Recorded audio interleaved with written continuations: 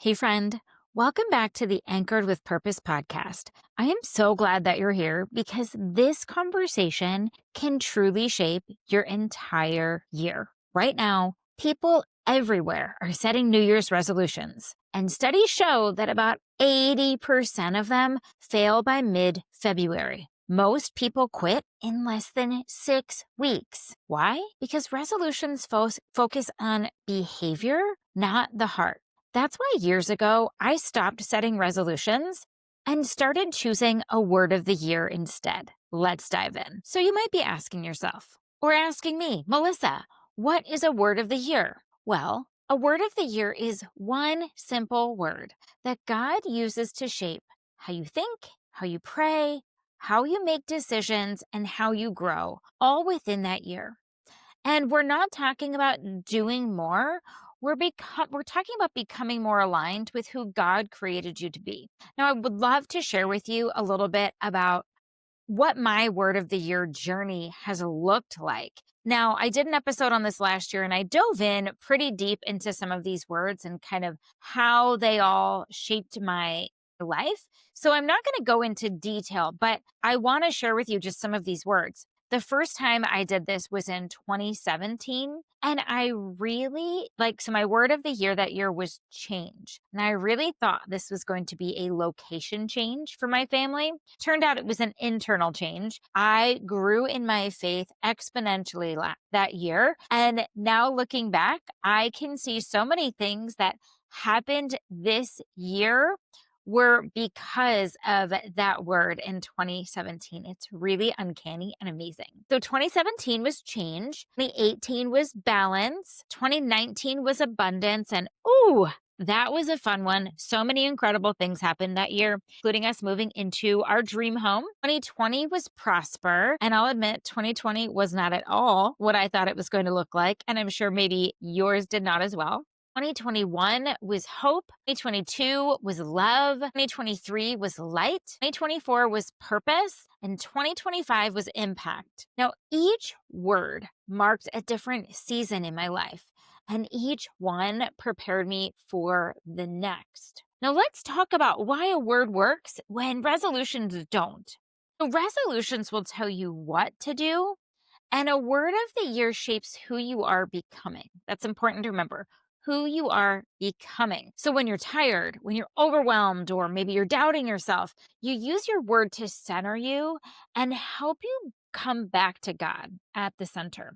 So let's talk about, how do you choose this word? Well, don't worry. I've got a free word of the year guide for you. It's in the show notes, so you can grab it and print it for yourself and complete your own word of the year. But here's the first thing you'll do is you'll reflect on it. You'll pray on it and ask God what he wants, like what word he's giving you for this year. Now, maybe it's one of those words that I already mentioned. Those are very common words. Feel free to take one. I actually saw somebody posting earlier today with a whole list of positive words that could become a word of the year. And I thought that was cool. But really pray on it. What I have found is over the years, since I've been doing this now for almost a decade, is that God gives me my word far in advance sometimes. Sometimes, like this year, I got my word over the summer.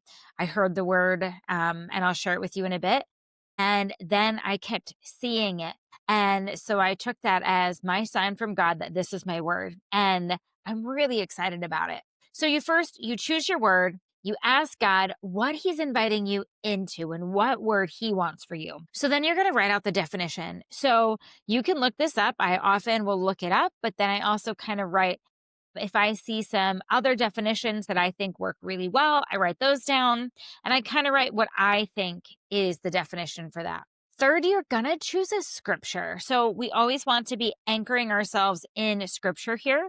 And you will look up a scripture that goes with this word. So for example, when my word was purpose, I looked up purpose. I use the Bible app for this. If you don't have the Bible app yet, I will put a link for you in the show notes, friend. You need this app in your life and it's free. So you download the Bible app. you use the search function and you search up the word. So for example, like I shared, if the word was purpose, I looked it up. I found a ton of different verses that I could use, and that helped me pick that word or helped me pick the scripture to tie into it.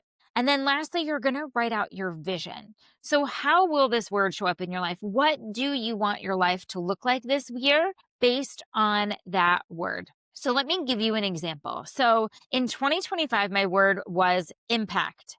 And the definition I wrote down was the effect or influence of one person, thing, or action on another. The scripture that I tied it to was 2 Corinthians 10:15.